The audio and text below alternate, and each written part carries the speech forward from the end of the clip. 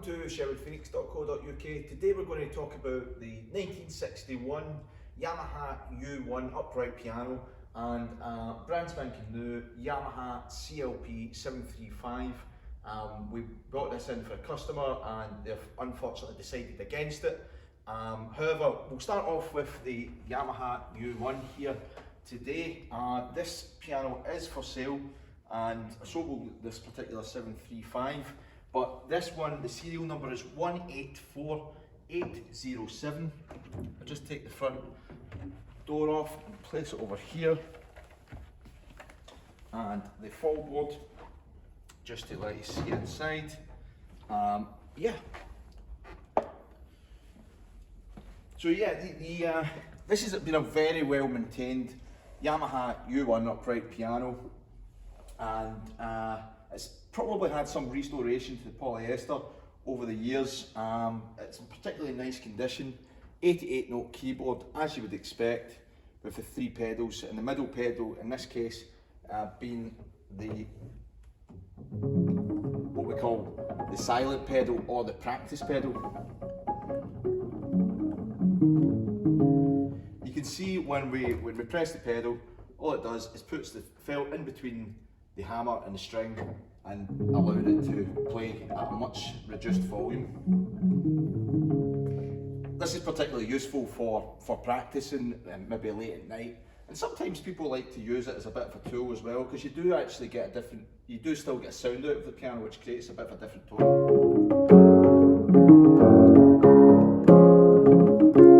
You've got to play pretty hard in order for that tone to come through and that noise to come through.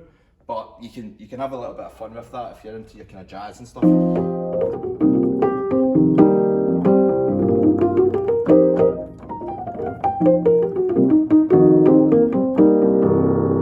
Almost a little bit like a kind of organ sound or something like that. But yeah, no, these pianos are absolutely fantastic. It's one of the best selling Yamahas that Yamaha have ever made.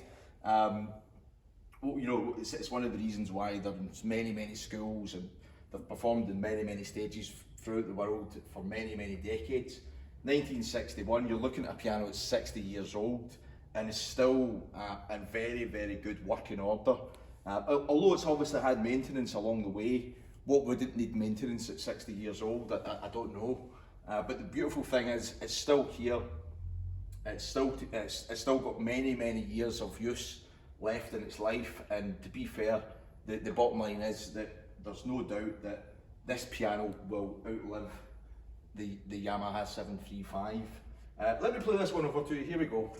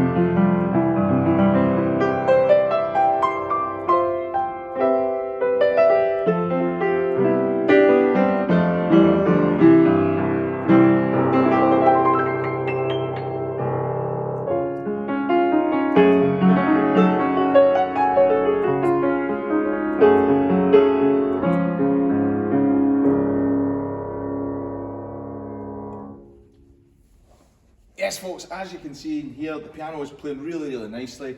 And as I said before, if you maintain these pianos, and it's minor maintenance, there's no big maintenance in an upright piano or even a grand piano, providing you look after it, you don't abuse it, you don't put it into conditions where you really shouldn't put a piano. And it does go for the same with digital pianos. They do have a lot of similar problems. They are still made out of raw materials, and there's more plastic in a Yamaha digital than there is in an original acoustic piano. But the reality is they both need regular maintenance, and at some point along the way the 735 will start to get electronic issues with, and you'll start to get parts failing and whatnot, and they become quite expensive to repair. One thing that I will say is I'll just measure the piano.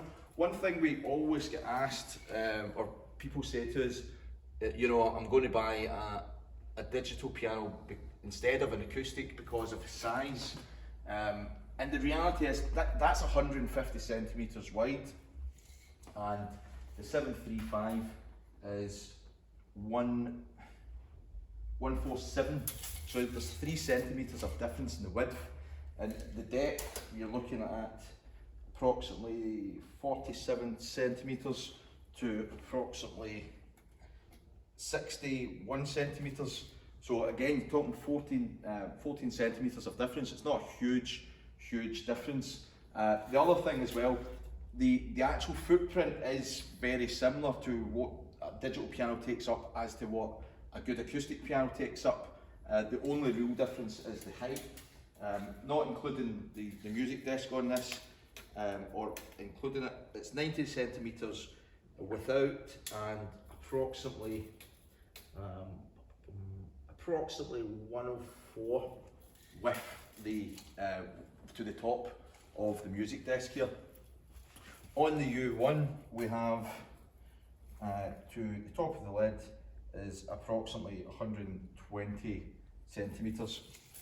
It is sitting on carpet, so it's probably 121 centimetres. If anyone's checking dimensions online, there'll be some variations on dimensions between websites and whatnot. But a hard and fast rule of thumb is get the measuring tape out and measure it. I can do that with any of our pianos. If you're looking for measurements, they tend to be on our website, and someone has went around and measured the pianos physically the way that I've just done there just now. But yeah, with the 735, let me just play the piano over to you. This is a new one. We don't stock the 735 as a piano that we sell regularly.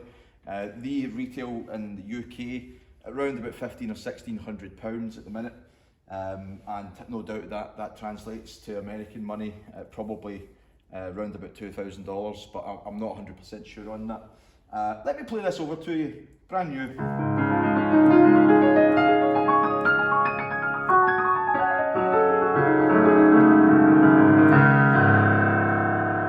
And just for a quick comparison, I'll do something very similar on the U1.